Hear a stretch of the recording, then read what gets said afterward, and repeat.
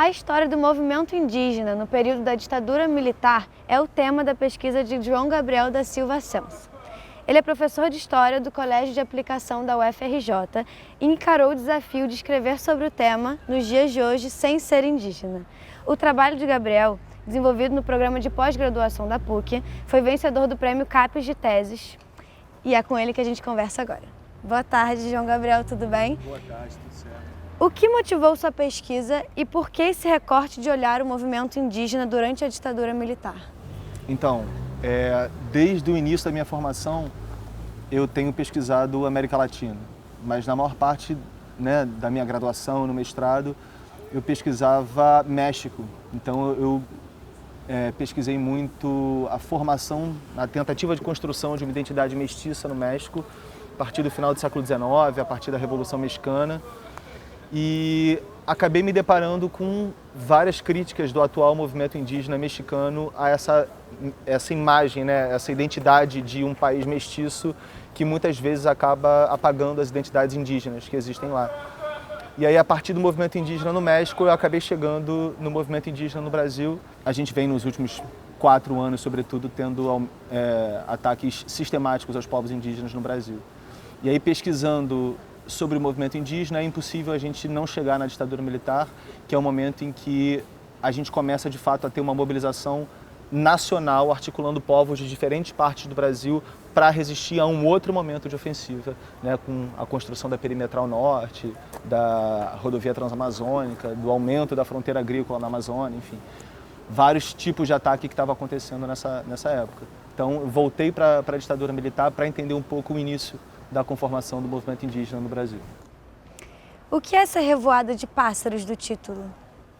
Então, essa revoada do título, né, a minha tese se chama Como uma revoada de pássaros, uma história do movimento indígena na ditadura militar brasileira. E isso, na verdade, é uma afirmação do Ailton Krenak. Ele fala, não houve movimento indígena, o que houve foi o índio que se movimenta, como uma revoada de pássaros que se encontram e depois vão embora. E é interessante porque eu justamente estudo o movimento indígena e ele, que é uma das principais lideranças indígenas, né, uma das lideranças indígenas mais conhecidas hoje em dia, está dizendo que não houve movimento indígena. Mas eu entendo isso como uma tentativa de você afirmar, por um lado, que o movimento indígena não é uma coisa só. A gente está falando de mais de 300 povos que falam mais de 250 línguas no Brasil, uma diversidade imensa. Então não tem como você unificar e dizer que é tudo uma coisa só. E, por outro lado, de deixar claro que a luta começou há mais de 500 anos, né, quando chegaram os primeiros invasores aqui. A luta não surgiu na ditadura militar. Então esse é um movimento que tem muitos séculos já, ele não começou agora. Mas enquanto uma tentativa de articular diversos povos dentro de uma luta contra a ditadura militar, né, respaldada por determinadas instituições, eu acredito que a gente pode falar de um surgimento de um movimento indígena institucionalizado a partir dos anos 60, dos anos 70. E é por isso que eu recupero essa frase do Ailton Krenak, né? Foi uma revoada de pássaros que se encontram, que a partir da Constituinte, de alguma maneira, vão embora, porque há uma série de direitos aos povos indígenas que são garantidos na Constituição. E isso muda a forma como o movimento indígena lida com o Estado brasileiro, né? A luta passa a ser muito mais pela aplicação de direitos que já estavam garantidos na Constituição. E hoje em dia parece que essa revoada de pássaros está mais junta de novo, porque as ameaças estão muito mais concretas de novo também. E quais os maiores desafios nessa pesquisa? Eu tive a sorte de lidar com um tema que tem muita fonte disponibilizada na internet, né? Então a gente tem várias plataformas que têm reportagens, que têm documentos dos povos indígenas, né, das instituições que foram criadas pelos povos indígenas, do Conselho Indigenista Missionário. Eu tive a possibilidade de ir para Brasília para fazer pesquisa no arquivo deles, mas boa parte dessa documentação já está disponibilizada online. O Arquivo Nacional tem muito documento oficial do Estado, até documentos secretos, que estão disponibilizados online, que a gente pode consultar. E eu pude contar com a generosidade de muita gente. Então, vários pesquisadores foram me dando o caminho das pedras, eu tive acesso a muita fonte.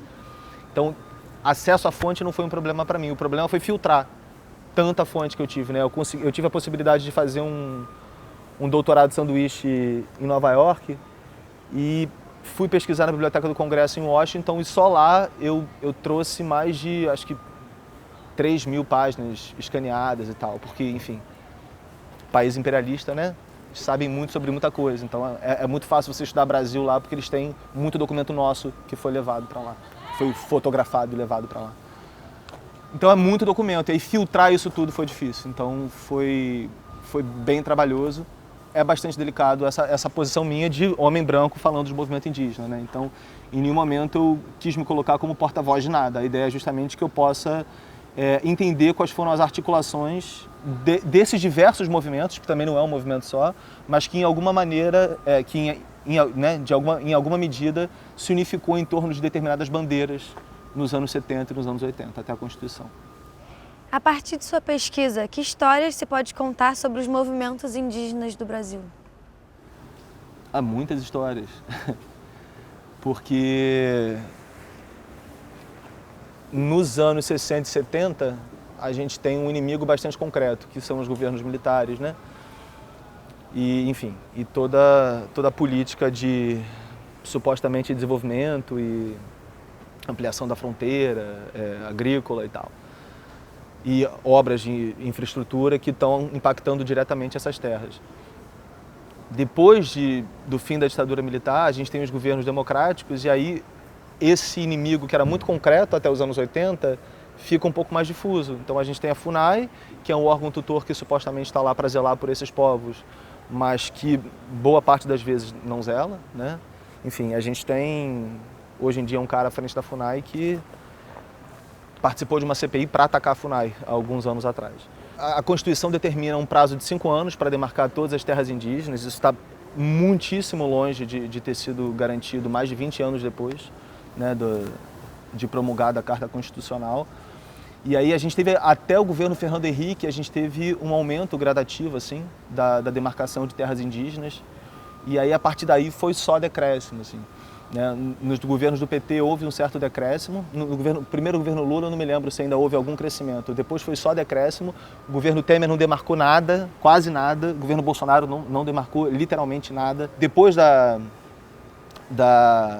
Constituição, como você não tem mais o inimigo declarado, né, o governo militar que está claramente contra esses povos, as estratégias de luta ficam muito regionalizadas também. Então você tem grupos indígenas, diversas associações e instituições indígenas que estão tocando uma luta lá no norte do Amazonas ou lá no Paraná ou na Bahia. Então isso fica muito fragmentado. Então a possibilidade de você fazer histórias do movimento indígena nesse contexto é imensa, porque você tem de fato diversas lutas que estão setorizadas, que estão regionalizadas. Em 2005, se não me engano, aconteceu a criação da PIB, que é a Articulação dos Povos Indígenas do Brasil, que não é uma associação, é uma aglutinação de várias instituições indígenas do Brasil inteiro. Então tem FOIRN, tem COIAB, tem Assembleia Atiguaçu, enfim, várias instituições indígenas que existem no Brasil que estão sendo agrupadas, né? O presidente da PIB hoje é a Sônia Guajajara.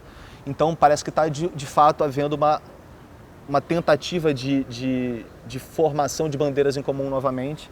Como professor de história, você acredita que os livros e as escolas ainda precisam aprender a contar as histórias indígenas do país? Sim. Falo como né, pessoa que fez uma faculdade de história há alguns anos, né? Estou formado aqui há uns 10 anos. Não tive aula de história indígena na faculdade, por exemplo, né?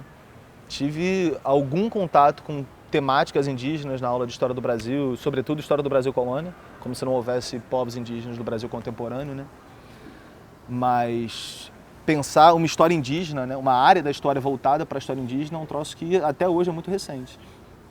Então, a impressão que eu tenho é que a gente não tem formação na faculdade, assim, nem no bacharelado, nem na licenciatura, a gente não tem formação para trabalhar com esse tema, e hoje em dia é lei, né? A gente tem uma lei que determina a obrigatoriedade do ensino de história da África e de história dos povos indígenas nas escolas. Então, o que está acontecendo é muita formação continuada de professores, muitos professores fazendo cursos, se capacitando para dar aula sobre esses temas. Mas é um tema que continua sendo bastante negligenciado até nas universidades, assim. Acho que o interesse vem crescendo e parte do crescimento desse interesse vem dos próprios alunos, assim. O que eu tenho percebido é que muitas vezes os alunos pressionam o corpo docente para ter aula desses temas, que são temas urgentes e que tradicionalmente estão fora do nosso currículo. Em que medida pensadores como Ailton Krenak e Davi Kopenawa ajudam a entender as histórias de resistência indígena? Eles são incríveis, né? O Davi Kopenawa, A Queda do Céu, é um tratado sobre a história do Brasil, sobre a história do mundo, sobre de que maneira essa ofensiva que tem sido feita há tanto tempo contra esses territórios tradicionais, contra as florestas e tal, na verdade são um tiro na cabeça de todo mundo, né? O que o Davi Kopenawa fala é: quando o céu cair, ele não vai cair só na cabeça dos indígenas, ele vai cair na cabeça de todo mundo. E a gente já está vendo isso tudo acontecendo, né? Com mudança climática, com pandemia, com isso e com aquilo. E o Ailton Krenak, de alguma maneira, é um porta-voz disso também. Sempre com muita sobriedade e com muita beleza. Ele fala que a gente está caindo, a gente não para de cair. Mas se a gente está caindo o tempo inteiro, vamos cair com paraquedas coloridos, né? Vamos lutar e enxergar beleza nessa luta, porque senão as coisas perdem completamente sentido. Eu acho que a gente tem que começar a se aproximar cada vez mais desses caras, não só como objeto de estudo, né? Não é pensar o movimento indígena e pensar as lideranças indígenas como assunto a ser estudado, é aprender com eles mesmo, porque a gente tem muito a aprender com eles. O que falta para que você considere a luta pelos direitos indígenas como satisfatória? Você acredita que é uma luta que pode ter fim algum dia? Não. Assim, é horrível falar isso, né? Mas a existência desses povos, ela questiona o que tradicionalmente foi a existência do Estado brasileiro desde sempre. O Estado brasileiro, ele é colonial, tem uma frase voltando para Ailton Krenak, numa série documental que está na Netflix que se chama Guerras do Brasil. Primeiro episódio, tem uma entrevista com Ailton Krenak e aí ele olha para o repórter e fala assim: "Você está rindo por quê? A gente está em guerra. Nossos mundos estão todos em guerra. Não sei por que você está me olhando com essa cara tão feliz e tão risonha, porque a gente está em guerra, na verdade, isso é uma guerra que nunca acabou." E é isso, a história do Estado brasileiro é a história do saque, do espólio, do genocídio, do ecocídio, da violência contra essas populações. E falta tudo nessa luta, né? A gente teve algum crescimento de consciência da importância dessa luta, sobretudo por conta das denúncias relacionadas à mudança climática e questões ambientais. Mas se você vai para Mato Grosso, por exemplo, para Mato Grosso do Sul, os caras estão sendo assassinados diariamente. Se você vai para os municípios que têm maior quantidade de população indígena no norte, por exemplo, no Amazonas, o genocídio é diário. Então, falta muito para que essa luta consiga ter pelo menos alguma visibilidade maior. Eu vejo isso, assim, pelo Twitter, pelo Instagram, sabe? Tipo, quando as páginas de notícia estão divulgando corrupção e CPI da pandemia, isso e aquilo, você tem uma quantidade de curtidas, de retweets, de compartilhamentos imenso. Quando o assunto é genocídio indígena, parece que fica tudo muito mais silencioso, assim. O interesse é menor, é como se as pessoas já tivessem naturalizado o genocídio, assim. Então falta muita coisa. E se eu acho que em algum momento a gente vai poder considerar os resultados dessa luta satisfatórios, eu acho que não, porque a luta dos povos indígenas, né, é a luta contra essa sociedade do jeito que ela está estruturada. E aí, enquanto a sociedade for desse jeito, a luta vai continuar existindo.